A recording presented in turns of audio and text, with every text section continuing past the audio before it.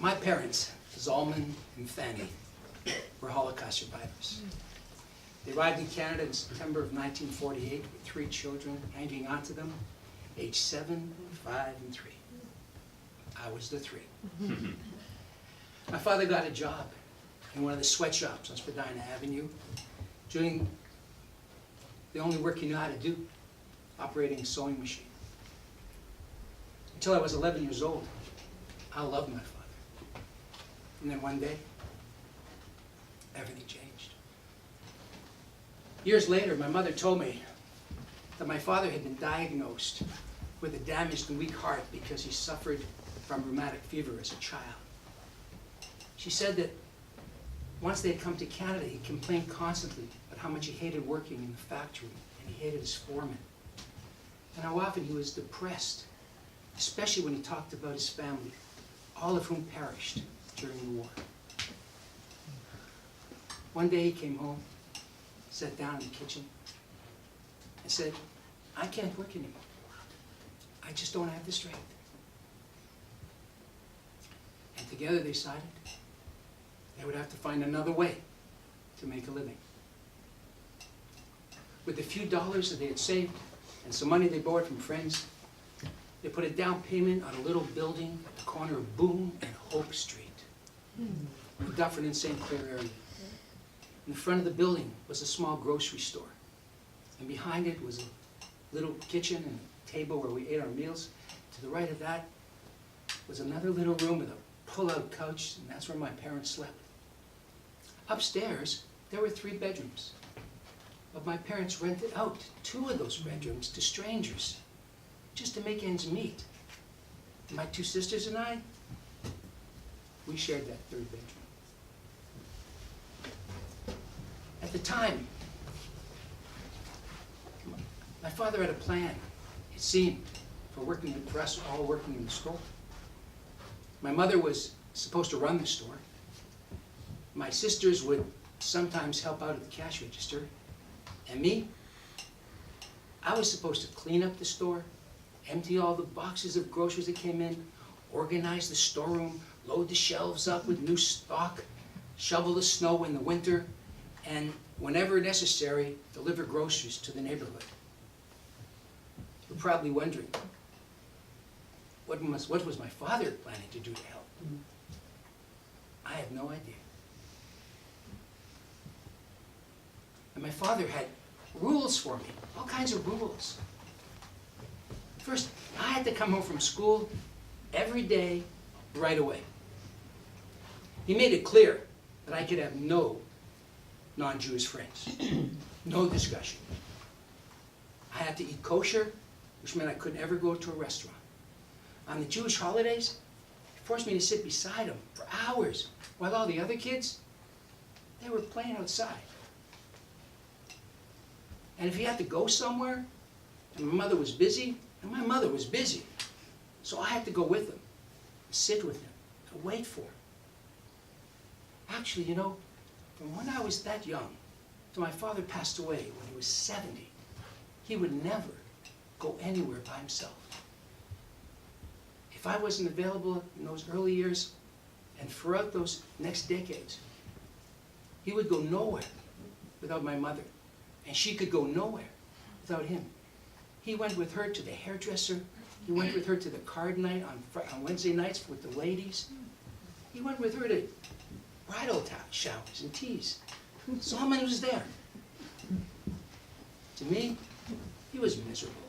He was angry. I was afraid of my father, so I did everything he told me to do. If I didn't do it fast enough, or I did it wrong, slap me across the face.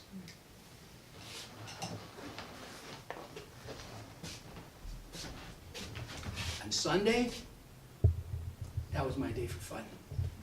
Sunday afternoons, the store was closed on Sunday. I would run up to the I would get to the YMHA at Bloor and Spadina, and they had some great programs, wonderful programs. My favorite program was floor hockey. I loved playing floor hockey. You know, the old-fashioned kind that had a round puck. It looked like a donut, and it was like a round circle of this purple, thick felt, and they sewed on this leather on the top and the bottom, and we used hockey sticks. The blades cut off, sanded down the end, and I'd put my stick in the middle of that puck, and I'd run like the wind. I was so good. I was so fast.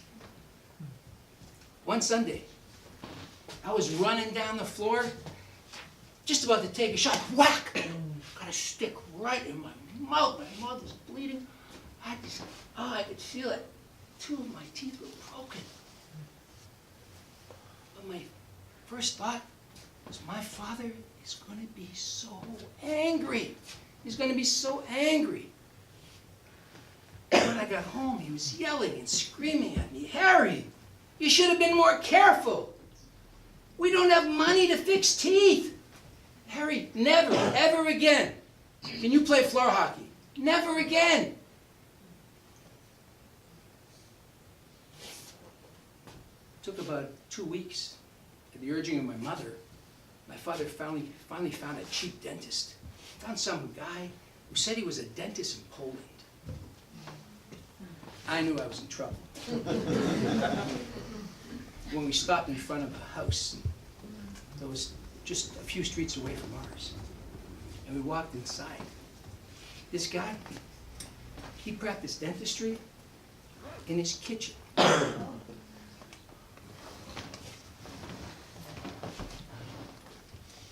He sat me down in a chair, in a wooden chair, beside a table. There was a stand with a pole, with a hole in the top. And he had configured some sort of wire thing that had a big hook. And on that hook was a huge drill. And that drill was plugged into a couple of extension cords into a wall on the other side of the kitchen.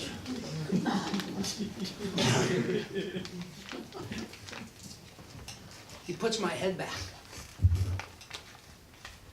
And he starts drilling. And I'm screaming. No painkiller, nothing. He keeps drilling. I'm screaming. My father holds my shoulders down. He's drilling. I'm screaming. The Polish guy takes his knee and he shoves it into my groin to hold me down. Oh, my God. It was awful. It was awful. I was just 11 years old. And I hated my father. I hated him.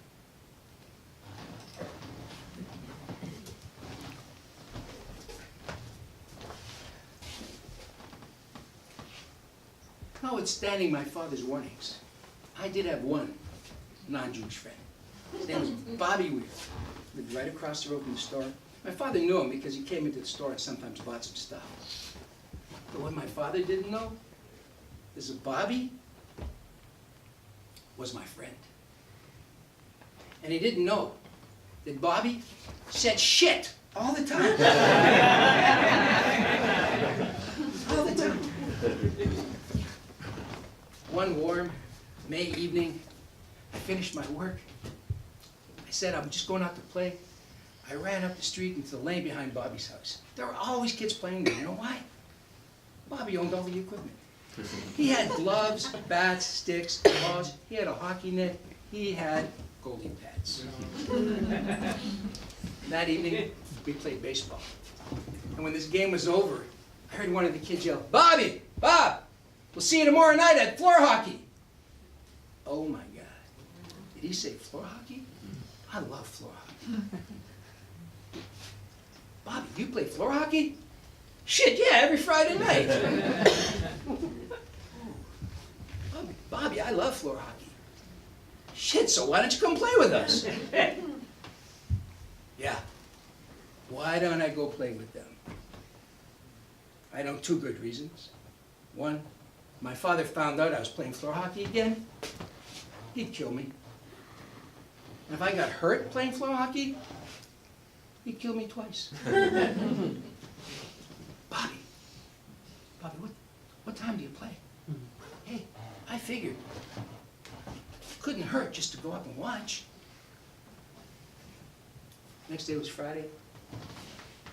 My mother in the afternoon prepared a nice Shabbat meal for everybody. And then she'd go back in the store, and my father and my two sisters and I, we'd enjoy that meal. I finished quickly.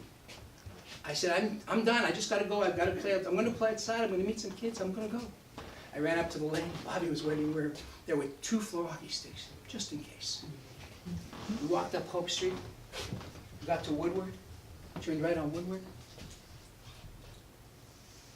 Bobby turns into this building where there's these concrete steps. Bobby, where are you going? This is a church. Shit, yeah, we play in the basement of the church.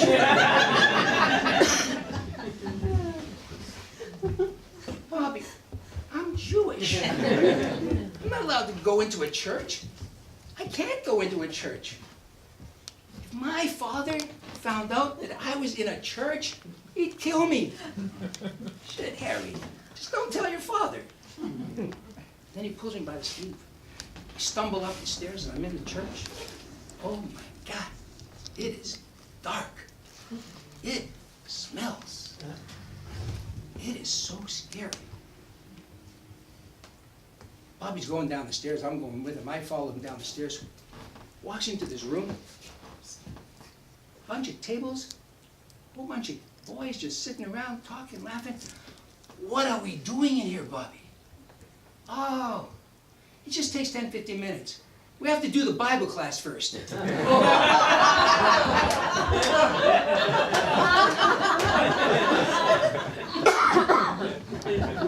Just a little Jewish kid. What am I doing in a church?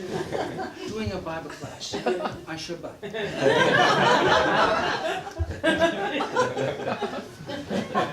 Just then a priest walks into the room. Oh, he starts looking through some books. This is my moment of reckoning. I know. I gotta run now if I want to save myself. But I wanted to play floor hockey. But I thought, can't I just not be Jewish for one night?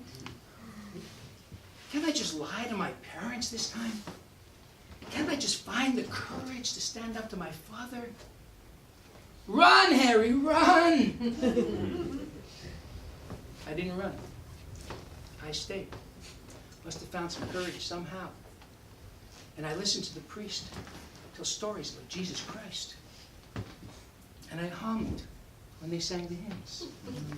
And when they put their head down, I bowed my head. And it was over. The priest said, "Okay, now go play for Jesus." And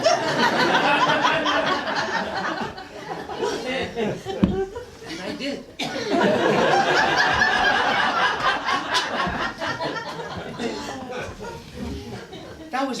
That was such an exciting game. I loved playing. They had some really good players, but I kept up with them. And when I scored my first goal, I jumped to the sky. I was so excited. I loved it. And then about an hour later, the game was over. I plunked myself down on the bench beside the wall. I was exhausted physically and emotionally. I was hot, sweaty, thirsty. And I never had felt so good. Bobby and I walked out of the church. I said, "Come on, we'll get some pop next door." There was a smoke shop right next door. I said, "I don't have money, Bob." He just walked in, I followed him. They had this big red Coca-Cola cooler, just like the one we had in our store. I filled it up 100 times, you know. It's got all that cold, it's got water in it, and water gets cold, and you fill it up just so it's about 2 or 3 inches below the top of the bottles, right? But I'd never had a bottle of pop out of our cooler. My father always lectured me. "That's not for you. That's for the customers. That's how we make a living. Don't take anything." Bobby hands me a bottle of Coca-Cola. It's cold. It's wet. I stick it into the opener in the cooler, and I flip that top off. Oh, my. Oh, it's so good. I love Coca-Cola. It sizzles. It's cold all the way down. I was hooked. I was hooked for life. I was. Bobby and I walk home, say goodbye to Bobby, say goodbye to the laneway.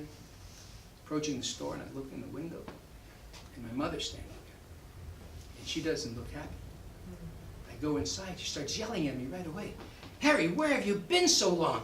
There are groceries delivered. I didn't get a chance to answer. Just take the groceries, there's 2 orders there, put them in your wagon, and go now. Before your father finds out you've been gone so long. I grabbed the wagon, I ran out. 20 minutes later, I had to go home. Slowly, I walked towards the store, and I looked through the window, and I see my mother and my father standing there, waiting for me. I walk in. My mother steps in front of my father, put her hand on my shoulder and said, Harry, it's enough, just go upstairs, go to bed. And I turn to go that way. My father steps in front, looks down at me with his mean look. A look that says, I know you've done something wrong. I look back up at him with that, I don't want to be afraid of you anymore. Look. Then I go. I was 11 years old. And I couldn't have loved my mother more.